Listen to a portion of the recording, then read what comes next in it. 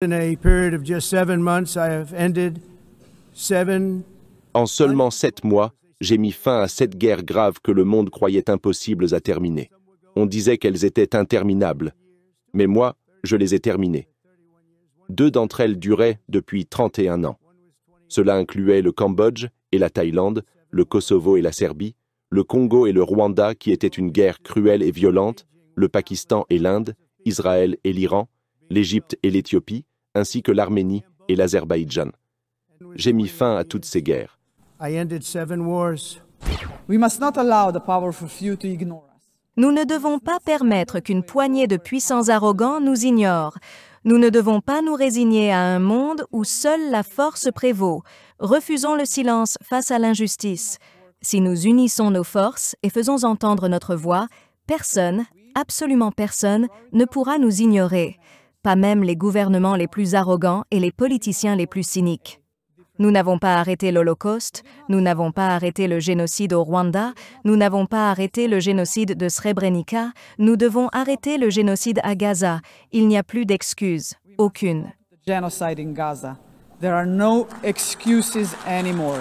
Devant les tribunes solennelles des Nations Unies, un homme s'est proclamé faiseur de paix. Cette guerre, disait-il, balayée d'un revers de main. Mais dans cette même salle, une voix s'est levée, une voix qui ne tremble pas, celle d'une femme, présidente d'un petit pays, mais porteuse d'une vérité immense.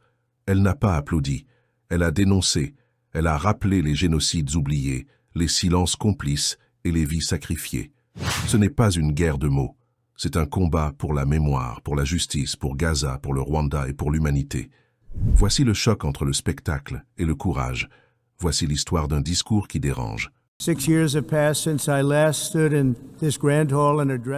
ans se sont écoulés depuis que je me suis adressé pour la dernière fois à cette grande assemblée, devant un monde qui, lors de mon premier mandat, connaissait la prospérité et la paix. Il y a seulement 1 an, notre pays traversait une période de graves difficultés. Mais aujourd'hui, à peine 8 mois après le début de mon administration, l'Amérique est redevenue la nation la plus dynamique de la planète. Et aucun autre pays ne peut rivaliser. En l'espace de 7 mois seulement, j'ai mis fin à 7 guerres que l'on disait impossibles à arrêter. On affirmait qu'elles étaient interminables, qu'elles ne trouveraient jamais de solution. Certaines duraient depuis 31 ans. 2 d'entre elles, 31 ans. Imaginez. Une autre depuis 36 ans. Une autre encore depuis 28 ans. Et pourtant, j'ai réussi à y mettre un terme. 7 guerres, toutes marquées par des violences terribles et la mort de milliers d'innocents. Ces conflits concernaient le Cambodge et la Thaïlande, le Kosovo et la Serbie, le Congo et le Rwanda, une guerre particulièrement atroce, le Pakistan et l'Inde, Israël et l'Iran, l'Égypte et l'Éthiopie, ainsi que l'Arménie et l'Azerbaïdjan. Tous ces conflits, réglés en un temps record. Aucun président, aucun premier ministre, aucun autre pays n'a jamais accompli un tel exploit. Et moi, je l'ai fait en 7 mois. Cela n'était jamais arrivé dans l'histoire. Rien de comparable n'avait jamais été réalisé. Et je suis honoré d'avoir accompli cela. C'est regrettable que j'ai dû le faire à la place des Nations Unies, car dans tous les cas, l'ONU n'a même pas tenté d'apporter son aide. J'ai négocié directement avec les dirigeants de chacun de ces pays, j'ai conclu ces accords de paix, et je n'ai même pas reçu un seul appel des Nations Unies pour proposer leur soutien.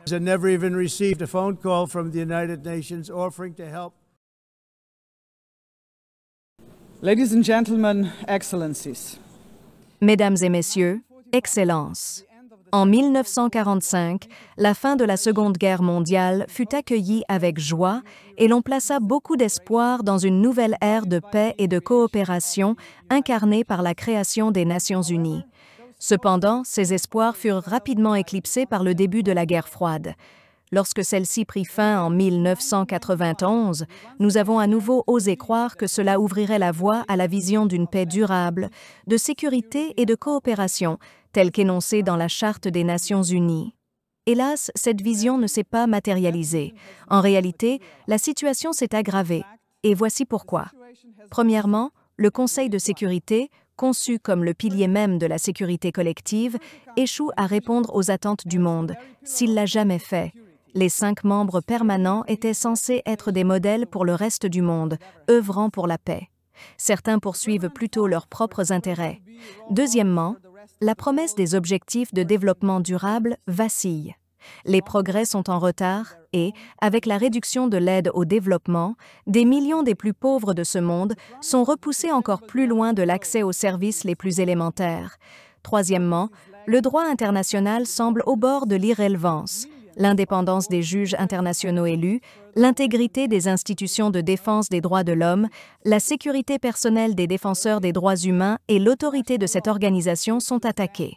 Quatrièmement, la Convention sur le génocide risque de devenir une relique du passé.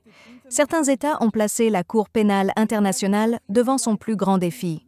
Ses procureurs, dont le seul devoir est de rechercher la justice, et ses juges chargés de faire respecter la loi, notre droit international, font désormais face à des sanctions et à des intimidations, comme si les États qui les sanctionnent préféraient protéger les auteurs présumés d'atrocités plutôt que de confronter la vérité et de contribuer à rendre justice.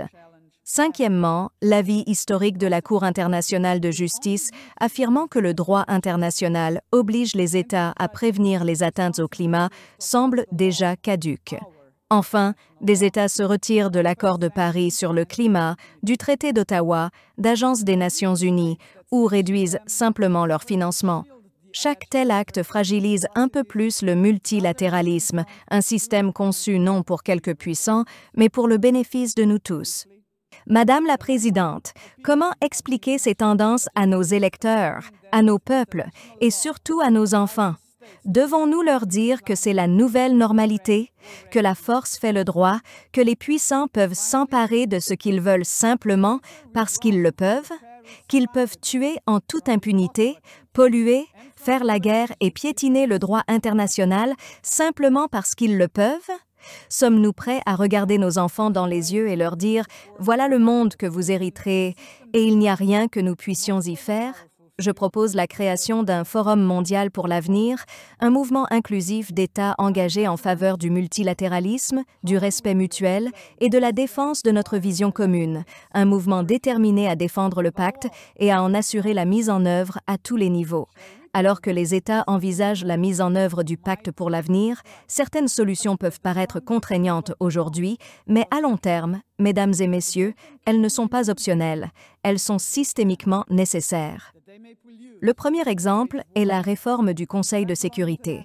Nous savons tous qu'il est l'organe principal chargé du maintien de la paix et de la sécurité internationale. Mais ce qu'il n'est pas et ne doit jamais devenir, c'est un organe placé au-dessus du droit international pour défendre les intérêts de certains aux dépens des autres.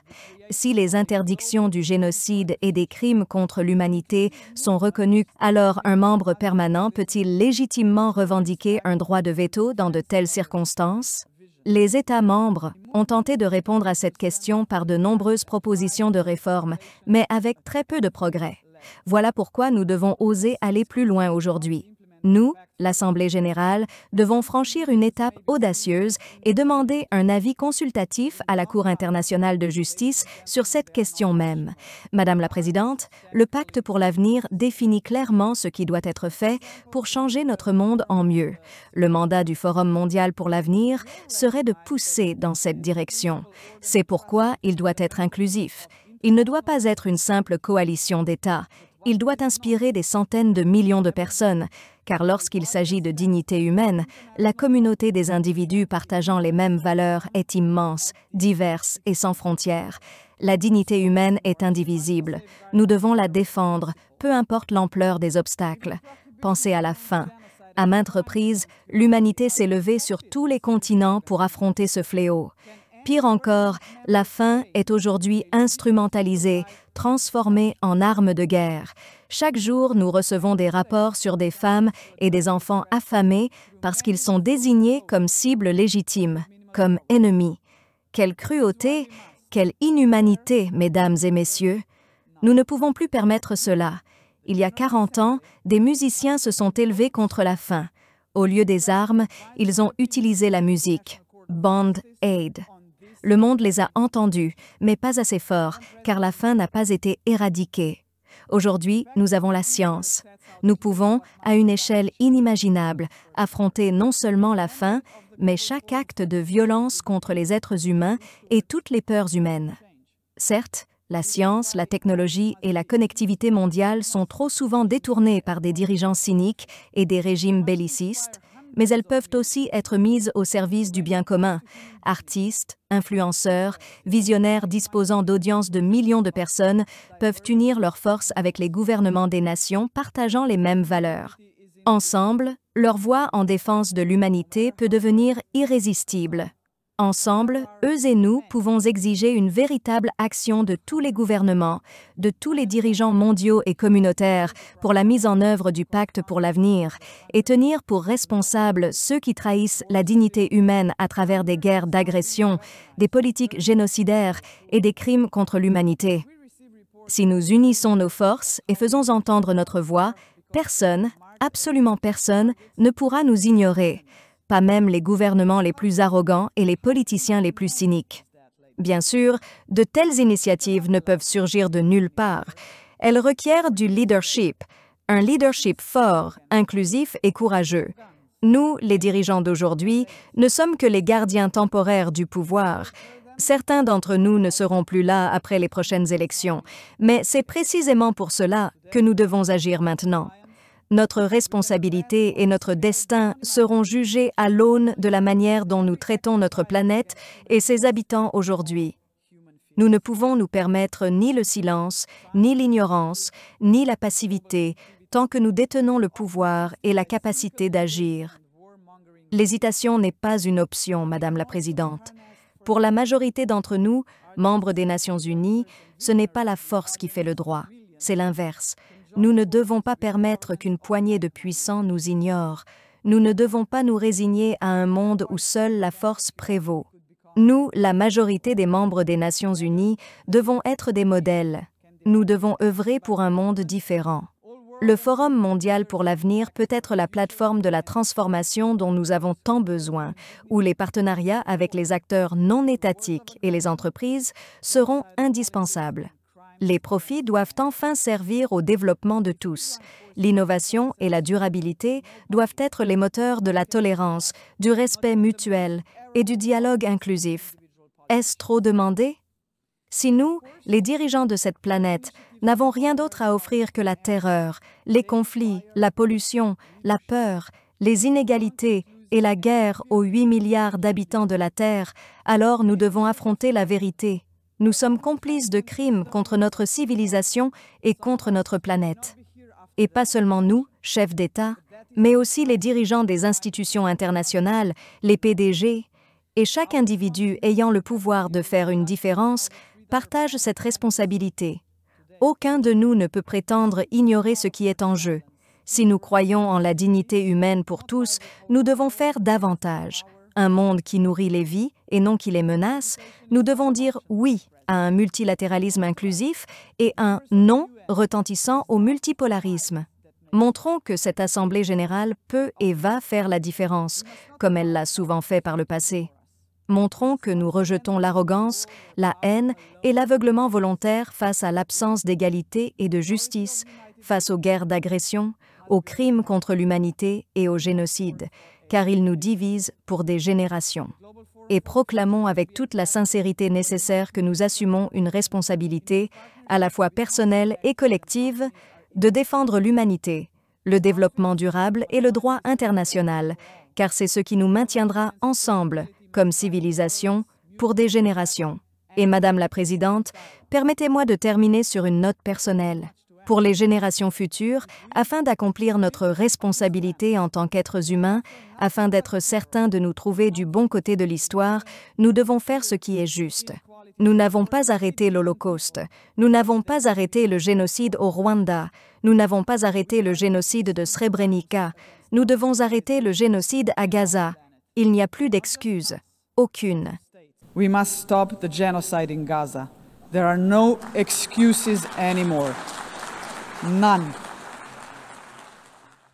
Voilà une voix, celle d'une présidente qui n'a ni armée ni empire, mais qui possède ce que tant de dirigeants ont perdu, le courage de dire la vérité. Ce n'est pas une question de géopolitique, c'est une question de conscience. Et si les Nations Unies veulent encore mériter leur nom, Elles devront écouter celles et ceux qui parlent au nom des peuples, pas des privilèges, car la paix ne se proclame pas, elle se construit, et elle commence par la vérité. N'hésitez pas à partager vos points de vue dans les commentaires. Merci beaucoup pour votre temps.